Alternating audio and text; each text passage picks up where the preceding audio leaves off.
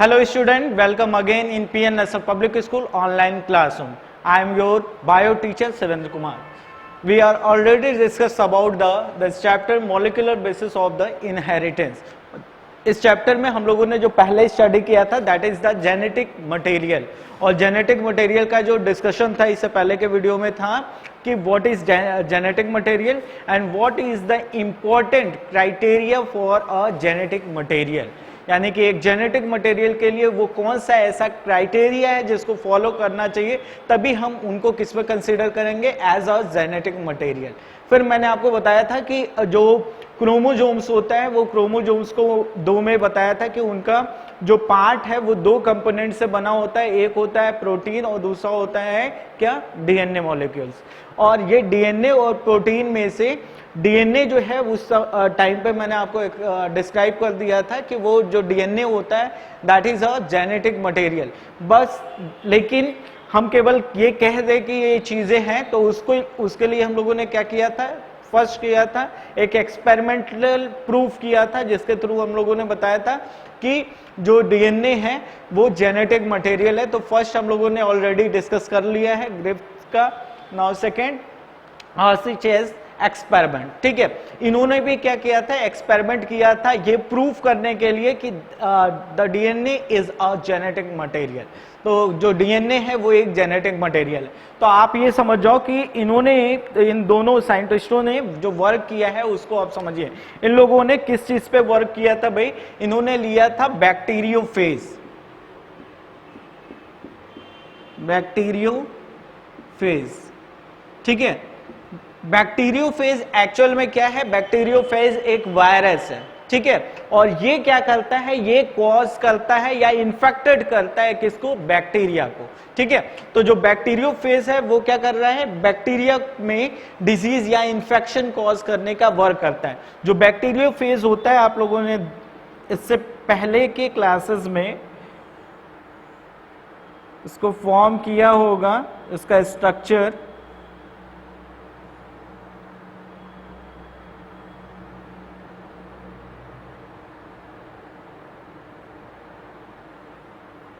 ऐसे करके आपने इसका स्ट्रक्चर फॉर्म किया होगा। और यहाँ पे देखो इसका जो हेड रीजन है यहीं पे क्या होता है, प्रेजेंट होता है क्या, इसका जेनेटिक मटेरियल। तो वो जो जेनेटिक मटेरियल है वो समझिए यहाँ पे वो प्रेजेंट है, और ये इसका क्या है, ये इसका जेनेटिक मटेरियल है। ये जेनेटिक मटेरियल है। ये जो पार्ट है इसका, ये आउटर कवरिंग, ये क्या है, ये है प्रोटीन कोट। ये क्या हो गया, ये प्रोटीन कोट हो गया। तो आप देखिए ये पूरा का पूरा स्ट्रक्चर हो गया एक बैक्टीरियोफेज का, जो कि इन्फेक्शन किस में कॉज कर रहा है, वो कॉज कर रहा है बैक्टीरिया में। अब होता क्या है, इन्होंने किया क्या इस एक्सपेरिमेंट में, इन्होंने किया क्या, तो वो आप समझ जाओ।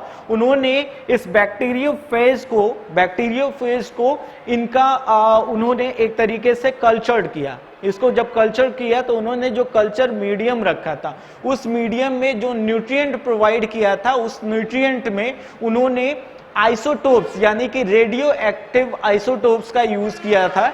रेडियो एक्टिव जो है वो आइसोटोप्स उन्होंने लिया था।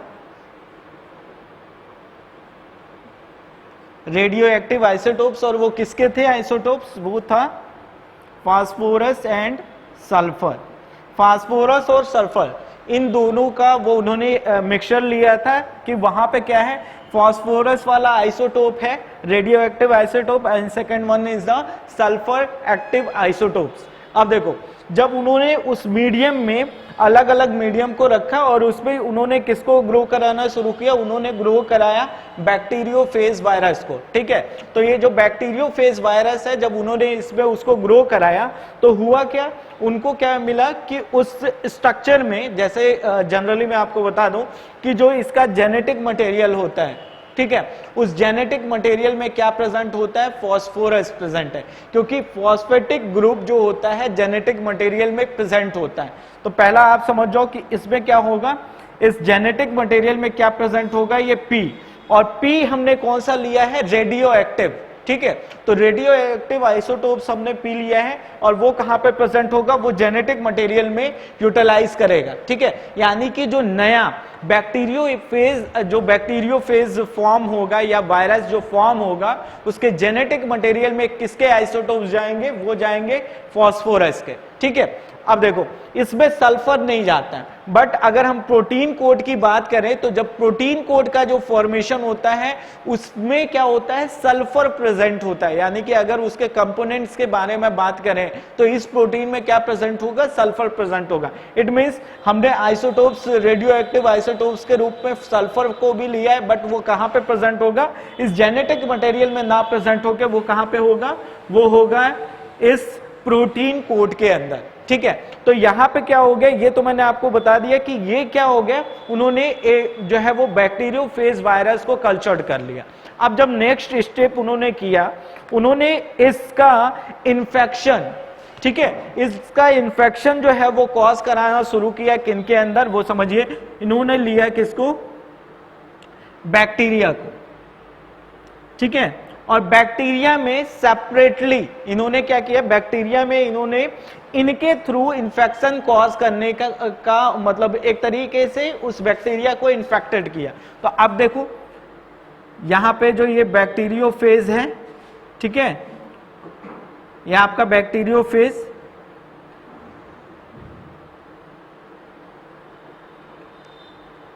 सेपरेटली यहां पे दो अलग अलग कल्चर मीडिया लिया है जिसमें उन्होंने बैक्टीरियोफेज को इन्फेक्शन कॉज करने के लिए ये पूरा का पूरा सिस्टम डेवलप किया है, ठीक है। यहां पे भी क्या हो रहा है, दूसरा बैक्टीरियोफेज जो है वो कॉज कर रहे हैं अपना इन्फेक्शन, ठीक है। अब देखो ये जो बैक्टीरिया है, ठीक है, ये बैक्टीरिया हो गया, ये भी बैक्टीरिया, और ये क्या है, ये है आपका बैक्टीरियोफेज वायरस, ठीक है। बैक्टीरियोफेज ना लिख के मैं वायरस ही केवल लिख रहा हूं, ये हो गया। अब होता क्या है कि आपको मैं बता दूं कि इसमें जो वायरस होता है ना, वो connecting link between living and non living होता है। इट मीन्स कि अगर इसको वायरस अगर इन्वायरमेंट में प्रेजेंट होता है तो वो जस्ट लाइक बिहेव किसकी तरह करेगा, वो एक नॉन लिविंग की तरह बिहेव करता है। बट वो क्या होता है कि जब किसी होस्ट के अंदर इंटर करता है तो वो एज अ लिविंग बिहेव करता है, ठीक है, क्योंकि वो वहां उसके अंदर जाने के बाद रेप्लिकेशन शुरू करता है और अपनी कॉपीज फॉर्म करता है, ठीक है। तो वो अपना नंबर क्या करता है, इंक्रीज करता है। अब होता क्या है इस कंडीशन में, ये क्या करेगा, इस बैक्टीरिया को, इन दोनों ही केसेस में ये बैक्टीरिया में क्या करना शुरू कर देगा, इन्फेक्शन कॉज करना शुरू कर देगा। तो इस फेज में इसमें क्या होगा, इसमें होगा इन्फेक्शन, यहां पे इन्फेक्शन कॉज करना शुरू किया इसने। और जब इन्फेक्ट करेगा तो इसका जो प्रोटीन कोट है वो प्रोटीन कोट तो आउटसाइड में ही रह जाएगा, बट ये क्या करेगा, अपना जो जेनेटिक मटेरियल है, ये जेनेटिक मटेरियल किसके अंदर इंट्रोड्यूस कर देगा, वो कर देगा इंट्रोड्यूस इस बैक्टीरियल सेल के अंदर। तो यहाँ पे जो बैक्टीरिया है इसके अंदर वो अपना जेनेटिक मटेरियल क्या करता है, इंट्रोड्यूस कर देता है। अब देखो जब जेनेटिक मटेरियल इंट्रोड्यूस करता है तो बाकी जो रेस्ट पार्ट होता है, रेस्ट पार्ट इट मींस कि जो इसका प्रोटीन कोड का जो पार्ट है, ये क्योंकि ये एक कल्चर मीडिया में ही डेवलपमेंट ये शुरू हुआ है, तो एक कल्चर मीडिया में, उस कल्चर मीडिया में ही ये जो है इसका प्रोटीन कोड डेवलप रहेगा। तो कल्चर मीडिया में इसका प्रोटीन कोड तो रह जाएगा, रेस्ट जो इसका जेनेटिक मटेरियल होगा वो जेनेटिक मटेरियल कहाँ इंटर कर चुका है, बैक्टीरियल सेल्स के अंदर। अब अगली जो प्रोसेस होती है उस प्रोसेस में हम लोग क्या कहते हैं, बैंडलिंग करते हैं, ठीक है। जो अगली प्रोसेस है, अब देखो यहाँ पे फिर से इसका फॉर्मेशन हो गया, इसमें इसका जो है वो स्ट्रक्चर आपको दिखाई देने लगा इन्फेक्टेड पार्ट वाला, ठीक है। तो इसका जो जेनेटिक मटेरियल है वो इसके अंदर दिखना शुरू हो गया, और यहाँ पे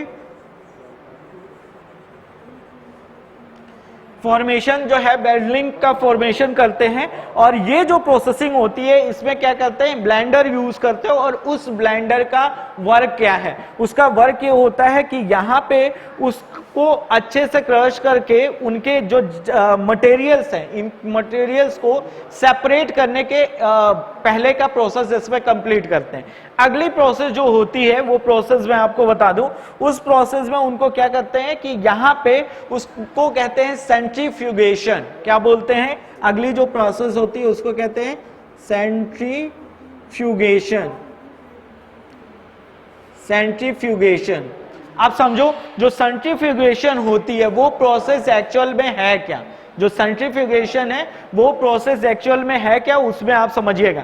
अब क्या करते हैं कि जब सेंट्रीफ्यूगेशन करते हैं तो इस सेंट्रीफ्यूगेशन वाले केस में होता क्या है कि वहां पे जो ये मटेरियल्स है ना, इस मटेरियल का सेपरेशन होता है, ठीक है, जो मटेरियल्स है उनका सेपरेशन होता है, और सेपरेशन के बाद हमें क्या मिलता है, उस अलग अलग कंपोनेंट की लेयरिंग मिलती है एक सेंट्रीफ्यूगल ट्यूब के अंदर। तो जो सेंट्रीफ्यूगल ट्यूब होता है उनमें जो लेयर्स होते हैं अलग अलग केमिकल्स के हमको मिलते हैं। अब उन केमिकल्स की जब टेस्टिंग की जाती है तो टेस्टिंग करने के बाद क्या होता है कि उनको ये पता चलता है कि अब जो टेस्टिंग किया हुआ मटेरियल है उसमें ऐसा कौन सा कंपोनेंट है, अब ध्यान से सुनिएगा, ऐसा कौन सा कंपोनेंट है जो कि बैक्टीरियल सेल्स के अंदर प्रेजेंट है। ठीक है, तो बैक्टीरियल सेल्स के अंदर कौन सा कंपोनेंट प्रेजेंट है, तो हमने पहले से ही क्या कर रखा था कि जो ये बैक्टीरियोफेज होता है, इन दो बैक्टीरियोफेज के जो दो कंपोनेंट्स थे, एक था उसका क्या, कौन सा, एक था उसका प्रोटीन कोट और दूसरा था उसका जेनेटिक मटेरियल। तो प्रोटीन कोट और जेनेटिक मटेरियल के जो कंपोनेंट्स होते हैं उनमें हमने क्या यूज कर लिया था, रेडियो एक्टिव जो है आइसोटोप्स यूज किए थे फास्फोरस और सल्फर के, जिसमें से सल्फर जो था वो सल्फर किसको फॉर्म करने के लिए यूटिलाइज हुआ था, वो फॉर्म करने के लिए यूटिलाइज हुआ था जेनेटिक मटेरियल, और जो दूसरा था जो सल्फर था, ठीक है, फास्फोरस किसके लिए यूटिलाइज हुआ, वो जेनेटिक मटेरियल के लिए यूटिलाइज हुआ, और जो सल्फर है वो किस चीज के लिए यूटिलाइज हो रहा था, वो यूटिलाइज हो रहा था प्रोटीन कोट के लिए। ठीक है, तो अब क्या होगा कि जब हमें जो रिजल्ट मिलेगा, अभी देखो रिजल्ट की बारी आ गई है, जब उसका एनालिसिस किया मैं बता भी दूंगा कि क्या रिजल्ट आता है, लेकिन उससे पहले आप चीजों को समझ जाइए कि अब यहां पे अगर उस बैक्टीरियल सेल और उस कल्चर मीडिया जिसमें हमने उसको ग्रो कराया है, जिसमें जर्मिनेट कराया है, तो उस कल्चर मीडिया और इन दोनों का जब टेस्टिंग करते हैं तो हमें क्या पता चलता है कि जो बैक्टीरियल सेल्स हमने लिया था, इस बैक्टीरियल सेल्स में हमें किसके आइसोटोप्स मिले, हमें जो रेडियो एक्टिव आइसोटोप मिला वो किसका मिला, वो मिला हमको फास्फोरस का, किसका मिला, फास्फोरस का, और किसका नहीं मिला, वो नहीं मिला हमें सल्फर का। बट जब हम कल्चर मीडिया का अलग दूसरा ग्रुप देखते हैं जो कि कल्चर मीडिया वाला था, उसकी टेस्टिंग करते हैं तो वहां पे हमको क्या मिलता है, वहां पे हमें रिजल्ट में क्या मिल रहा है, रिजल्ट में मिला है हमें रेडियो एक्टिव सल्फर। ठीक है, रेडियो एक्टिव सल्फर मिला बट रेडियो एक्टिव फास्फोरस नहीं मिला। इट मींस अब हमें क्या रिजल्ट शो कर दिया कि जो जेनेटिक मटेरियल जो इन्फेक्शन कॉज करने का वर्क किसका है, एक प्रोटीन का है या फिर जेनेटिक डीएनए का है, इसको मतलब डिस्क्राइब करने के लिए इसका हेल्प लिया गया था। तो इससे ये चीज एकदम क्लियर हो गई कि क्या हुआ कि जो इन्फेक्शन कॉज हो रहा है वो इन्फेक्शन कॉज किसके बेसिस पे हो रहा है, वो इन्फेक्शन कॉज हो रहा है इसके जेनेटिक मटेरियल के वजह से। किसके वजह से हो रहा है, इनमें जो इन्फेक्शन कॉज हुआ है वो इन्फेक्शन कॉज हुआ है किसके वजह से, ड्यू टू जेनेटिक मटेरियल, किसके वजह से, genetic material, that is DNA.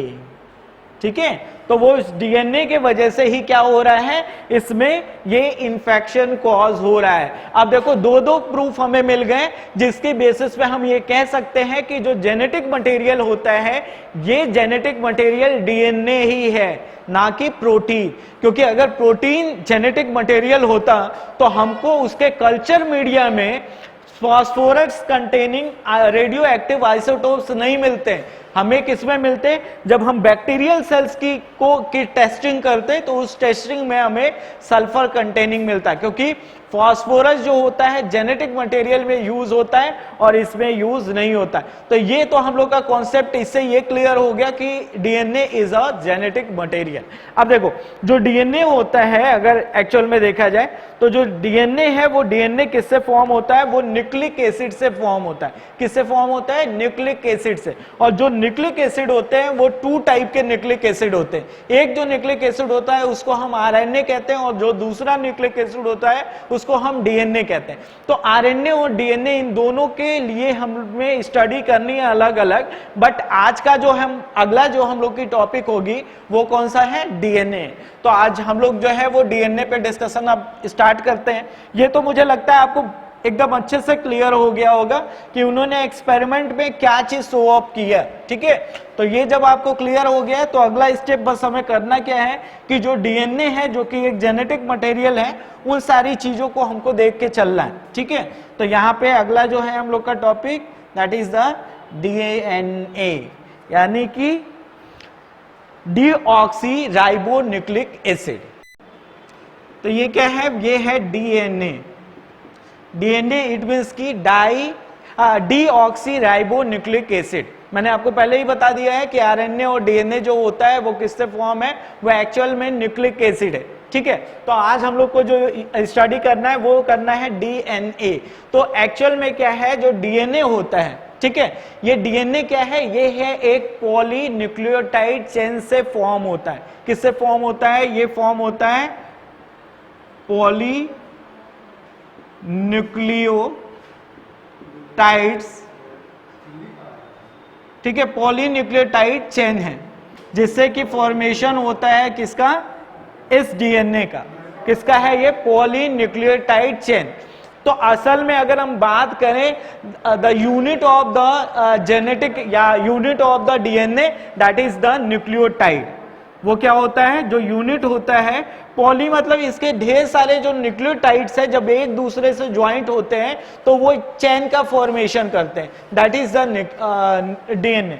तो यहां पे अगर यूनिट की बात करें तो यूनिट क्या बोल सकते हैं हम? न्यूक्लियोटाइड, ठीक है। तो यूनिट क्या हो गया? न्यूक्लियोटाइड, ठीक। तो ये जो न्यूक्लियोटाइड है ना, ये न्यूक्लियोटाइड भी इसके 3 कंपोनेंट्स होते हैं। 3 कंपोनेंट से मिलके ये क्या बना होता है? न्यूक्लियोटाइड। और वो 3 जो कंपोनेंट्स है वो आप समझ जाओ कि कौन कौन से हैं। एक तो होता है इसका जो फर्स्ट होता है वो कंपोनेंट कौन सा है? वो है फर्स्ट वाला जो है वो पेंटोज शुगर है, पेंटोज शुगर,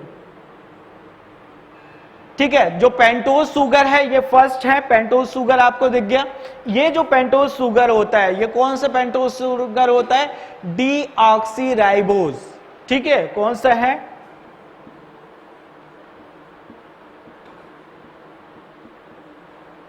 डीऑक्सी राइबोज, ठीक है। डीऑक्सी राइबोज होता है फर्स्ट। दूसरा इसमें क्या आता है जिससे ये कि फॉर्म होता है वो है इसका nitrogenous base,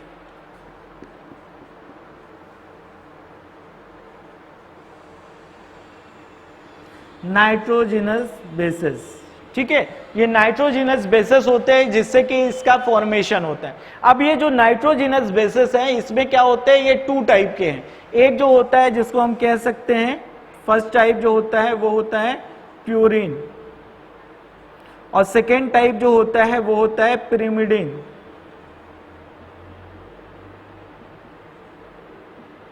purine and pyrimidine. जो प्यूरिन और पिरिमिडिन है इसको आप समझ के चलिएगा। जो प्यूरिन है ये प्यूरिन में 2 चीजें 2 कंपोनेंट्स आता है। एक होता है आपका एडेनिन, ठीक है, एक adenine and second one is guanine, ठीक। और पिरिमिडिन की अगर बात करें तो यहां पे 2 चीजें आती है। एक होता है साइटोसिन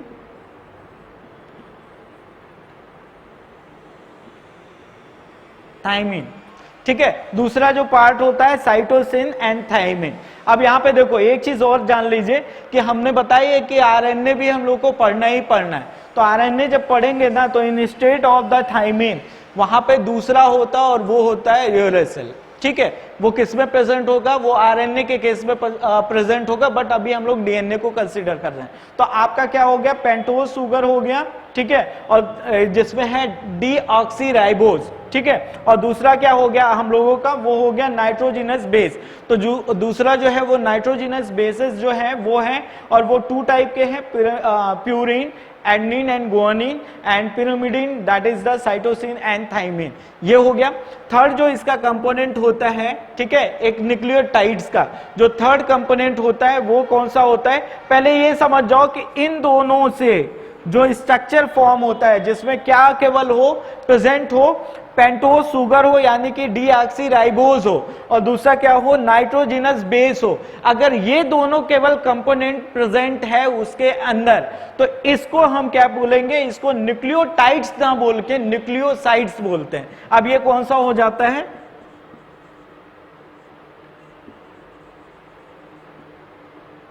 इसको बोलेंगे न्यूक्लियोसाइड। ठीक है, तो न्यूक्लियोसाइड जो है वो किससे फॉर्म हुआ है, इन दोनों पेंटोज सुगर और नाइट्रोजिनस बेस के मिक्सिंग के वजह से।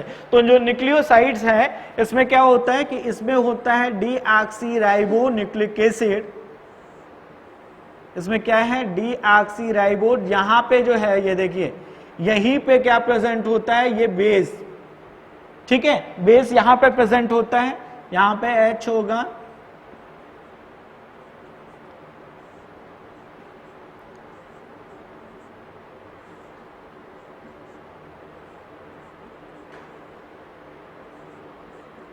अब देखो ये जो पूरा स्ट्रक्चर है, इसी स्ट्रक्चर को हम क्या बोलेंगे, न्यूक्लियोसाइड्स। और इस न्यूक्लियोसाइड में हम लोगों ने देख लिया कि ये बेस पेयर है, और साथ ही साथ ये जो स्ट्रक्चर है ये कौन सा है, पेंटोज सुगर, है ना। तो इन दोनों से मिलकर न्यूक्लियोसाइड बनता है, और इसी न्यूक्लियोसाइड में अगर एक चीज और अटैच हो जाए, और वो चीज जो अटैच हो रही है वो क्या है, फॉस्फेटिक ग्रुप। तो यहां पे क्या होगा कि जो फॉस्फेटिक ग्रुप है, जो फॉस्फेटिक ग्रुप है, अगर वो इस पे अटैच हो जाए तो इस तीनों कंपोनेंट के मिलने पे वो स्ट्रक्चर क्या कहलाता है, वो कहलाता है न्यूक्लियोटाइड। ठीक है, तो न्यूक्लियोटाइड न्यूक्लियोसाइड ये दोनों आपने समझ लिया, और ये जान लिया कि जो न्यूक्लियोटाइड होता है वो एक बेसिक स्ट्रक्चर है, एक बेसिक कंपोनेंट है, एक तरीके का उस डीएनए का एक जो है वो यूनिट है। ठीक है, और उन्हीं के मिक्सिंग से फॉर्मेशन क्या होता है इसका। अब यहां तक जब हम लोगों ने इसको स्टडी कर दिया है, तो यहां पे देखो जो फॉस्फेटिक ग्रुप जो अटैच होता है, वो अटैच कहां पे होता है उसको आप समझ जाओ। जो फॉस्फेटिक ग्रुप अटैच होता है वो अटैच होता है, जो फॉस्फेटिक ग्रुप है वो अटैच हो रहा है, किस प्लेस पे हो रहा है वो जान लीजिए, वो अटैच होता है यहां पे। ठीक है, यहां पे जो है अटैचमेंट किसका होता है, फॉस्फेटिक ग्रुप का। ठीक है, ये फॉस्फेटिक ग्रुप जो होता है वो अटैचमेंट उसका इस पोजीशन पे होता है। अब देखो जब फॉस्फेटिक ग्रुप आपको दिख गया, अब यानी कि ये पूरा का पूरा अब ये न्यूक्लियोसाइड नहीं हो गया। ठीक है, जब ये अटैचमेंट हो गया, ध्यान से समझिएगा, यहां तक जब हम लोगों ने देखा तो ये क्या था, ये न्यूक्लियोसाइड था, लेकिन जब फॉस्फेटिक ग्रुप को भी इंक्लूड कर लेते हैं तो ये स्ट्रक्चर क्या कहलाता है, न्यूक्लियोटाइड। न्यूक्लियोटाइड, ठीक है, तो न्यूक्लियोटाइड का फॉर्मेशन कर देता है। अब देखो यहां पे जो स्ट्रक्चर है, जो न्यूक्लियोटाइड है या न्यूक्लियोसाइड है, ये जो स्ट्रक्चर्स होते हैं, ये स्ट्रक्चर आप समझ के चलिएगा, इनका फॉर्मेशन जो होता है किसके वजह से होता है। तो यहां पे देखो जब बेस जो आपको ये स्ट्रक्चर दिखाई दे रहा है, जहां पे आपको इस पेंटोज सुगर से क्या अटैच दिखाई दे रहा है, ये बेस दिखाई दे रहा है। कौन सा बेस है, नाइट्रोजिनस बेस है। तो ये जब इससे अटैच होता है तो अटैचमेंट किसके वजह से, कौन से लिंकेज के वजह से होता है, वो होता है एन ग्लाइकोसिडिक लिंकेज। यहां पे जो ये इनका अटैचमेंट है, इस चीज को ध्यान रखिएगा, ये जो अटैचमेंट है वो कौन से बॉन्ड के वजह से है, कौन से लिंकेज के वजह से है, एंड ग्लाइकोसिडिक लिंकेज के वजह से है। तो यहां पे आपका ये स्ट्रक्चर के बारे में पता चल गया। दूसरा जो आप फॉस्फेटिक ग्रुप का अटैचमेंट आप देख रहे हो कि यहाँ पे ये जाके इससे अटैच हो रहा है, तो वो किसके वजह से होता है उसको भी आप समझ जाइए। जब फॉस्फेटिक ग्रुप का अटैचमेंट इसमें होता है तो वो होता है जो अटैचमेंट है फॉस्फोडाइएस्टर, ठीक है, लिंकेज के वजह से। किसके वजह से होता है यहाँ पे अटैचमेंट? फॉस्फोडाइएस्टर लिंकेज के वजह से यहां से वो से अटैच हो जाता है। तो अब देखो ये पूरा आप जो है एक तरीके से न्यूक्लियोटाइड्स के बारे में पूरा फुल्ली क्लियर हो गया कि न्यूक्लियोटाइड क्या है और न्यूक्लियोसाइड क्या है। अब देखो अभी तक तो न्यूक्लियोटाइड जो बात किया हमने एक बेसिक यूनिट के बारे में, एक के बारे में बात किया। अब देखो यहां पे क्या होता है कि एक न्यूक्लियोटाइड दूसरे न्यूक्लियोटाइड से जब अटैच होता है तो वो भी अटैचमेंट किसके वजह से होता है? अटैचमेंट होता है फॉस्फोडाइएस्टर जो है वो लिंकेज के वजह से, और वो क्या फॉर्म करता है? वो डाई न्यूक्लियोटाइड फॉर्म करता है। क्या फॉर्म कर रहा है वो? Die nucleotide. कब फॉर्म कर रहा है? जब दो न्यूक्लियोटाइड एक दूसरे से अटैच हो रहे हैं तो वो अटैचमेंट में क्या होता है? 3-5 फॉस्फोडाई एस्टर लिंकेज के थ्रू वो दोनों क्या होते हैं? एक दूसरे से अटैच होते हैं। तो ये देखो ये जो स्ट्रक्चर है, ये स्ट्रक्चर जाके यहाँ पे एक और स्ट्रक्चर अटैच होगा और अटैचमेंट आपको जो दिखाई देगा वो बनाएगा, क्या बनाएगा वो बनाएगा डाई न्यूक्लियोटाइड। तो ये डाई न्यूक्लियोटाइड तक आपको क्लियर हो गया होगा। और जब इससे भी ज्यादा ढेर सारे जो है वो न्यूक्लियोटाइड्स एक दूसरे से अटैच हो जाते हैं तो उसी को अब कहते हैं पॉलीन्यूक्लियोटाइड। क्या बोलेंगे? पॉलीन्यूक्लियोटाइड। अब यहां पे एक चीज और क्लियर कर लीजिए, जो एक तरीके का अगर हम देखें तो आपको बताऊं कि जो ये न्यूक्लियोटाइड्स हैं जो आपको मैंने बताया है, ये न्यूक्लियोटाइड्स अगर वॉटसन एंड क्रिक ने, ठीक है, किसने? वॉटसन एंड क्रिक, ठीक है, जो वॉटसन एंड क्रिक हैं ये इन्होंने क्या किया था? इन्होंने प्रपोज किया था एक double helix model of DNA. क्या प्रपोज किया था? Double helix model of DNA, ठीक है। तो वॉटसन और क्रिक ने जो है वो इन 1953, ठीक है, इन्होंने क्या दिया था? Double helix model of DNA.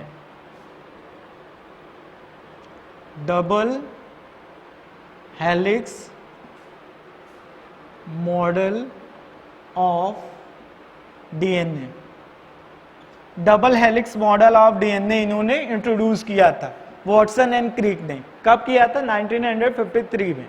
अब इनके अकॉर्डिंग क्या है? इनके अकॉर्डिंग ये है कि जो डीएनए होता है ना, वो डीएनए क्या होता है? एक तरीके से डबल स्टैंडर्ड होता है। कैसा होता है? Double standard. सिंपल से समझिएगा, एक स्ट्रैंड ये, ठीक है, और ये दूसरा स्ट्रैंड ये, ठीक, इन दोनों स्ट्रैंड से फॉर्म होता है क्या? ये फॉर्म होता है डीएनए। अब यहां पे अगर हम इन दोनों को ज्वाइंट करें तो लैडर लाइक स्ट्रक्चर ये देखिए फॉर्म हो रहा है, ये फॉर्म हुआ, बट इनमें थोड़ा सा ट्विस्टिंग है। यहां पे ये डबल तो हो गया, ये तो क्लियर हो गया, बट यहां पे हेलिक्स मॉडल है, यानी कि डबल तो हमने कर दिया। अब हेलिक्स कैसे बनाए कि आप इसको ऐसे ऊपर से पकड़े और इसको पकड़े और ऐसे हल्का सा ट्विस्ट कर दे, तो ट्विस्टिंग के लिए वो हेलिकल हो जाएगा। तो वही मॉडल इनके थ्रू जो है वो प्रपोज किया गया था। वो मॉडल आपको मैं क्लियर कर दूं पूरा, ये तो आपको समझ में आ गया होगा, ठीक है। अब देखिए ये जो मॉडल इनके थ्रू था, उनका मानना ये था, स्ट्रक्चर मैं बना रहा हूं,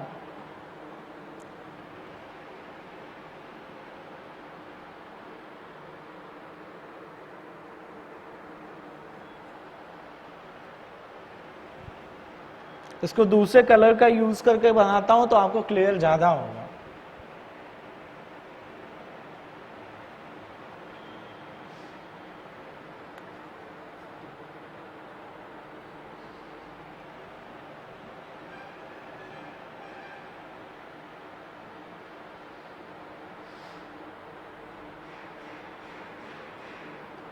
अब देखिए यहां पे मैं और चीजें आपको बताते जाऊं। यहां पे देखिए जो स्ट्रक्चर है ये स्ट्रक्चर में ये जो आप ये रिबन लाइक स्ट्रक्चर देख रहे हो, ये क्या है, एक तरीके का उसका बैकबोन है, किसका, डीएनए का। और इस बैकबोन में प्रेजेंट क्या चीजें हैं, वो प्रेजेंट है दो कंपोनेंट, एक प्रेजेंट है इसमें इसका पेंटोज सुगर, ठीक है, प्लस फॉस्फेटिक ग्रुप। अब देखो ये इसमें भी प्रेजेंट है, ये वाले स्ट्रिप में भी प्रेजेंट है, और इधर वाला जो आपको स्ट्रिप दिखाई दे रहा है इसमें भी प्रेजेंट है। ये दोनों में क्या है, पेंटोज सुगर और फॉस्फेटिक ग्रुप जो है वो प्रेजेंट होता है। अब यहां पे क्या होता है, यहां इसके सेंटर में अगर देखें, सेंट्रली लोकलाइज्ड जो एरिया में देखें, तो यहां पे प्रेजेंट होता है क्या, यहां पे प्रेजेंट होता है नाइट्रोजिनस बेस। क्या प्रेजेंट है, नाइट्रोजिनस बेस। तो आप ये समझिए जैसे ये दोनों का कनेक्शन एक दूसरे से हो गया, 1 2 3 4 5 6 7 8 9 10, ठीक। अब यहां पे देखो, यहां पे क्या है, ये जो एरिया है, ये जो आपको दिखाई दे रहा है, ये बॉन्डिंग, ये किसकी है, ये है नाइट्रोजिनस बेस की। यानी कि यहां पे क्या है, यहां पे प्रेजेंट होते हैं क्या चीजें, नाइट्रोजिनस बेस पेयर्स। अब देखो नाइट्रोजिनस बेस पेयर्स क्यों बोला, इसलिए बोला क्योंकि इस स्ट्रैंड का भी अपना एक नाइट्रोजिनस बेस होगा और इस स्ट्रैंड का भी अपना एक नाइट्रोजिनस बेस होगा। जब दोनों स्ट्रैंड का अपना एक नाइट्रोजिनस बेस है तो इसको हम लोग क्या कंसीडर करेंगे, नाइट्रोजिनस बेस पेयर। तो आपका ये नाइट्रोजिनस बेस पेयर यहाँ पे पता चल गया आपको। अब यहाँ देखो जो नाइट्रोजिनस बेस होता है, मैंने आपको पहले ही बता दिया था, वो 2 टाइप के होते हैं। एक जो होता है वो प्यूरिन होता है और दूसरा जो होता है वो pyrimidine होता है। और प्यूरिन में मैंने आपको पहले ही बता रखा है कि प्यूरिन में 2 कंपोनेंट होते हैं, एक जो होता है एडेनिन होता है और दूसरा गुआनिन होता है। और pyrimidine की अगर बात करें तो उसमें 2 हैं, एक जो होता है वो साइटोसिन होता है और दूसरा क्या होता है, थाइमिन होता है। तो मैंने आपको ये सारी चीजें पहले ही बता रखी है और मैंने ये भी बता दिया था, उसी टाइम का रिवीजन हो जाए तो ज्यादा बेटर है। उसी टाइम बता दिया था कि इन state of the thymine uracil present in the RNA. RNA में और सारी चीजें तो वही होती है, बस केवल यूरोसिल थाइमिन की जगह पे प्रेजेंट हो जाता है। तो अब यहां समझो, यहां पे एक pyrimidine का और दूसरा क्या होता है, एक pyrimidine का कंपोनेंट और दूसरा जो होता है वो कंपोनेंट होता है प्यूरिन का। ये दोनों एक दूसरे से ही जाके अटैच होते हैं। तो यहाँ पे जो अटैचमेंट होता है तो वो क्या क्या होता है, अब देखो वहां पे अटैचमेंट मैं आपको बता दूं, ए अगर अटैच होगा तो वो किससे अटैच होगा, वो अटैच होगा टी से, ठीक है। ऐसे ही अगर यहां पे हम देखें जी, तो यहां पे कौन सा होगा, सी, ठीक है। ऐसे करके एक प्यूरिन दूसरा pyrimidine, ऐसे करके ये टोटल अटैचमेंट होता है। अब ये जो डबल हेलिक्स मॉडल जो है, जो गिवन है वॉटसन एंड क्रिक के थ्रू, वो एक्चुअल में बीडीएनए का है। और वो बीडीएनए का मॉडल आप समझो ये कि ये कैसा होता है, ये जो हेलिक्स है ना, वो राइट हैंड जो है वो उसकी ट्विस्टिंग होती है, ठीक। अब ये जो ट्विस्टिंग है इसमें देखो, एक हेलिक्स के फॉर्मेशन में अगर हम एक हेलिक्स देखें तो एक हेलिक्स जो फॉर्म होता है उसमें वहां से लेके यहां तक उसमें कितने बेस पेयर प्रेजेंट होते हैं, तो वो होते हैं 10 बेस पेयर जो है वो प्रेजेंट होते हैं। 10 बेस पेयर किस में प्रेजेंट होते हैं, 1 हेलिक्स में, ठीक है। ये बीडीएनए के लिए कंसीडर किया जा रहा है, जिसको का मॉडल दिया था वॉटसन एंड क्रिक ने। आप समझिए यहां से यहां तक कि अगर हम लेंथ देखें उस डीएनए की तो वो होती है 3.4 नैनोमीटर एनएम, ठीक। ये हो गया यहां से लेके यहां तक। अब देखो इसमें कितने बेस पेयर है, 10 पेयर बेस पेयर है। इट मींस कि अगर हम बात करें 2 बेस पेयर के बीच की, यानी कि इस बेस पेयर से इस बेस पेयर का जो डिफरेंस है, ठीक है, वो डिफरेंस कितने का है, वो डिफरेंस है 0.34 एनएम का, ठीक। तो तो यहाँ पे क्या होता है 0.34 nm का इसमें डिफरेंस होता है। तो ये डिफरेंस आपको क्लियर हो गया होगा। और ये पूरा का पूरा जो है वो डबल हेलिक्स। हाँ, एक चीज और रह गया, इनके बीच का जो ये डायमीटर है, क्योंकि हेलिक्स ऐसे फॉर्म हुआ तो पहले तो यही था इनके बीच का जो डिफरेंस था, लेकिन जब हेलिकल हुआ तो ये ट्विस्टिंग हो गई ना ऐसे, तो वो कितना होता है, वो इनके बीच का यहां से लेके यहां फॉर्म कर दे रहे हैं, यहां से लेके यहां का जो डिफरेंस है वो 20 ms स्ट्रॉन्ग होता है। ठीक है, ये पूरा का पूरा किसके बारे में मैंने आपको बता दिया, वो वॉटसन एंड क्रिक 1953 में प्रपोज डबल हेलिक्स मॉडल के बारे में एक्सप्लेन कर दिया। ठीक है, अब देखिए हम लोग स्टार्ट कर रहे हैं, ये वाला तो मॉडल आपको ज्यादा क्लियर हो गया होगा। अब दूसरा जो है जिसको हम लोग को देखना है वो कौन सा है, यहां पे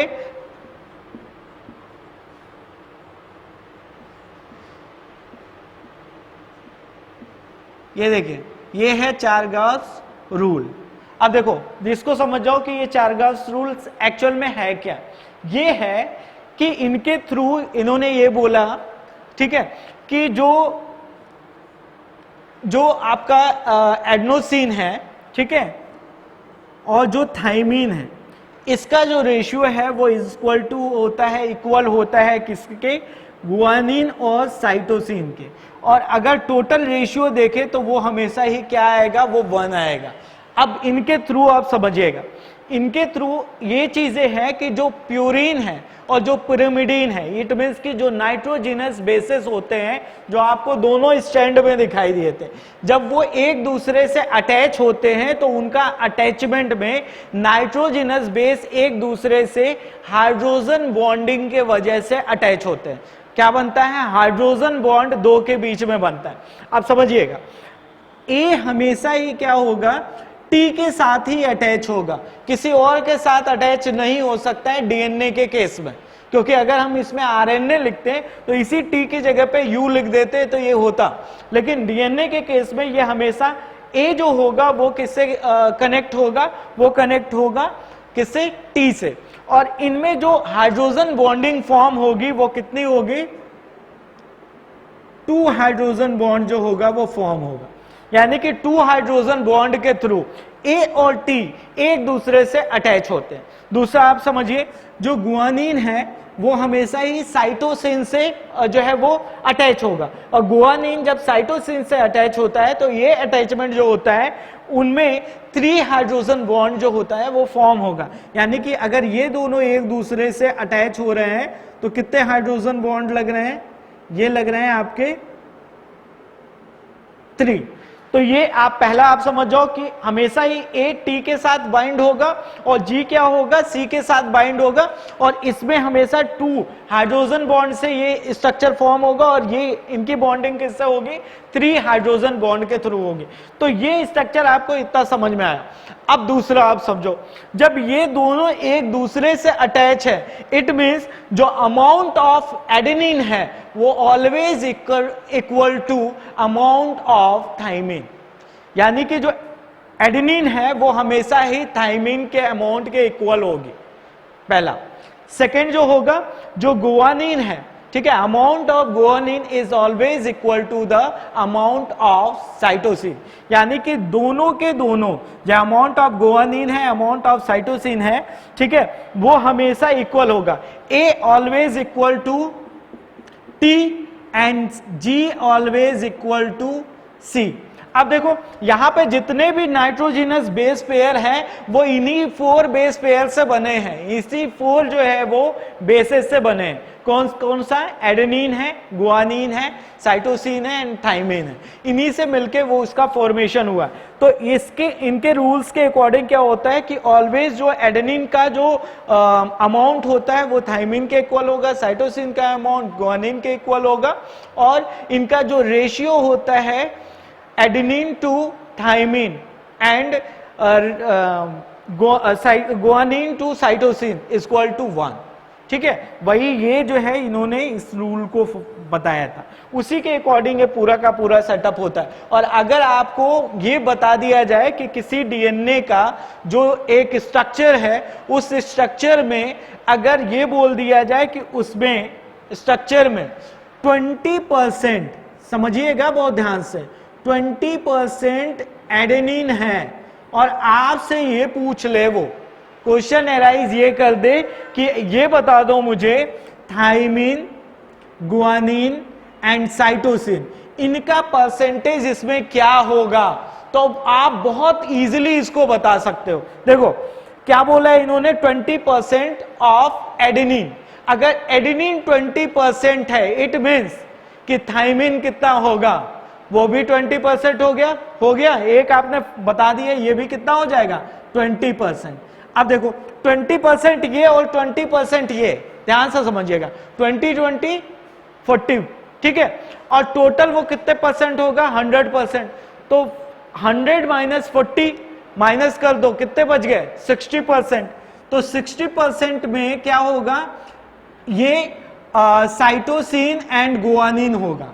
साइटोसिन और गुआनिन कितने हो जाएंगे 60%, और दोनों इक्वल होते हैं, इट मीन्स कि 2 से डिवाइड कर दो, 30% क्या हो जाएगा, 30% आपका साइटोसिन होगा और 30% क्या हो जाएगा, गुआनिन हो जाएगा।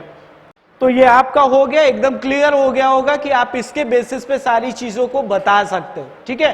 तो आपका ये क्लियर हुआ, डीएनए मॉलिक्यूल्स और सारी चीजों को हमने बता दिया।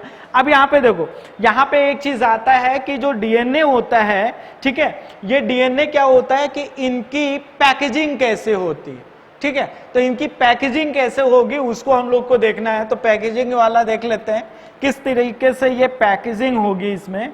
तो आपको मैं बताऊं कि जो इसकी पैकेजिंग होती है, अगर आप देखो, ठीक है, अगर आप क्रोमेटिन को देखो या ये जो स्ट्रक्चर होता है, इसमें क्या होता है कि आपको जब स्ट्रक्चर देखोगे ना, तो आपको स्ट्रक्चर कुछ ऐसा दिखाई देगा, ऐसे ये स्ट्रक्चर्स दिखाई देता है, यानी कि आपको ये बीट्स दिखाई देते हैं, ठीक है, और आपको ये थ्रेड्स दिखाई देते हैं, ठीक। तो बीट्स और थ्रेड जो होते हैं वो आपको स्ट्रक्चर दिखाई देता है। अब होता क्या है कि ये इसका फॉर्मेशन, ये क्या कहलाता है, ये न्यूक्लियोसोम्स कहलाता है। क्या कहलाता है ये,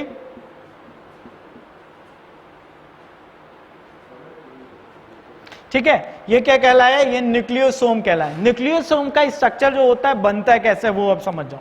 यहां पे जो डीएनए होता है ना, डीएनए में 2 कंपोनेंट होते हैं, एक तो होता है उसका डीएनए और दूसरा जो होता है वो होता है प्रोटीन। और कौन सा प्रोटीन होता है, हिस्टोन प्रोटीन। तो यहां पे आप समझो कि जैसे ये एक स्ट्रक्चर मैंने बनाया, ठीक है, ये जो स्ट्रक्चर है ये एक्चुअल में है क्या, ये है हिस्टोन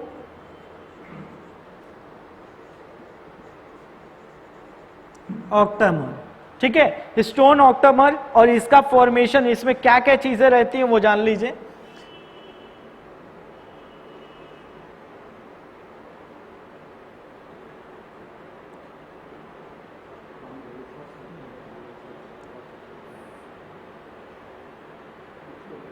H4, ये देखो, ये हिस्टोन ऑक्टामर जो है उसमें जो है वो ये पेयर्स में H2A, H2B, H3 and H4, इनसे ये फॉर्म रहता है। अब देखो इसमें होता क्या है, इसमें जो डीएनए है, इस डीएनए की इसमें रैपिंग होती है, रैपिंग ऐसे, ठीक है, ऐसे इस पे ये रैप करता है और यहां से जो है वो स्ट्रक्चर ऐसे निकलता है।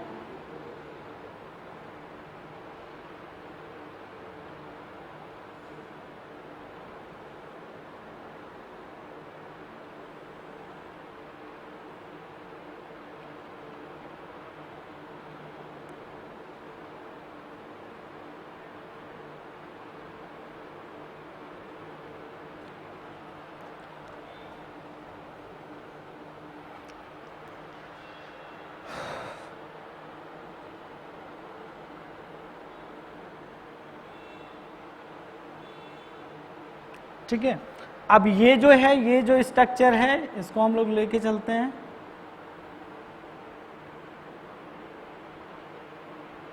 ये है डीएनए, ठीक है, ये डीएनए क्या करता है, इस हिस्टोन प्रोटीन के ऊपर इसकी रैपिंग होती, रैप करता है, ठीक है, और रैपिंग करने के बाद जो ये स्ट्रक्चर फॉर्म करता है, इसी को क्या बोलते हैं, इसको nucleosome,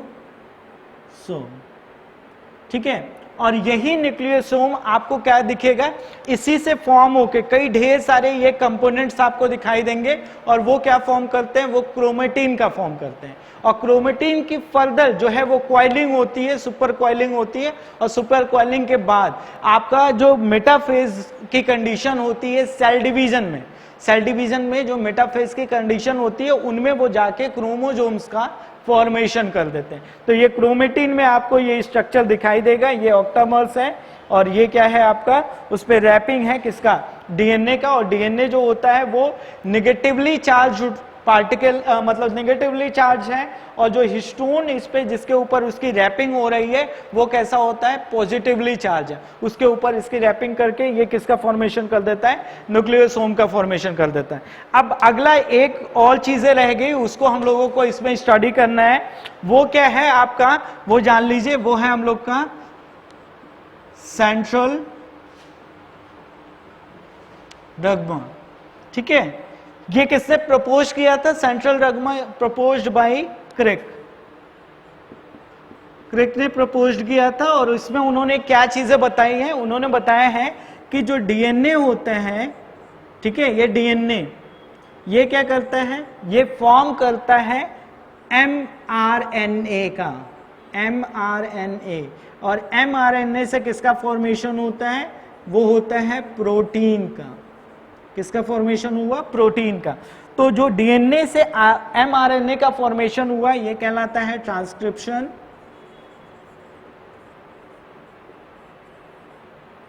transcription, and this one is known as mRNA to protein, that is the translation, and formation of DNA to DNA, DNA से अगर DNA का फॉर्मेशन हुआ that is the replication, replication, ये क्या हो गया, रेप्लिकेशन के बारे में हो गया। अब देखो जनरली ये कैसा होता है, ये यूनिडायरेक्शनल है, बट वायरसेस के केसेस में क्या होता है, एमआरएनए से डीएनए का भी फॉर्मेशन हो जाता है, और उसको क्या कहते हैं, उसे कहते हैं रिवर्स ट्रांसक्रिप्शन, ठीक है।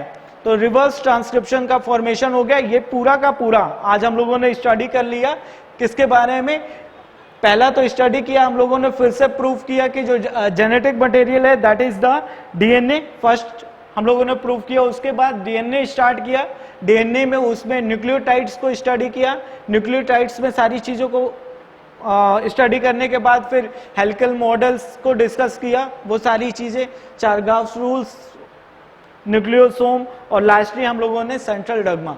ये पूरा का पूरा हम लोगों ने आज स्टडी कर लिया। बहुत लार्ज सिलेबस को आज हम लोगों ने इसमें का फिनिश किया है, ठीक है।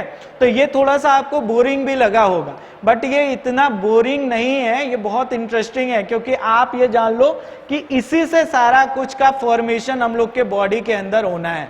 तो जब तक आपको ये ना पता चले कि कैसे चीजें बनी है, ठीक है, तो आप कुछ बता ही नहीं सकते हो किस तरीके से क्या फॉर्म हुआ है, किससे क्या बनता है, किससे क्या चीजें आती है ना।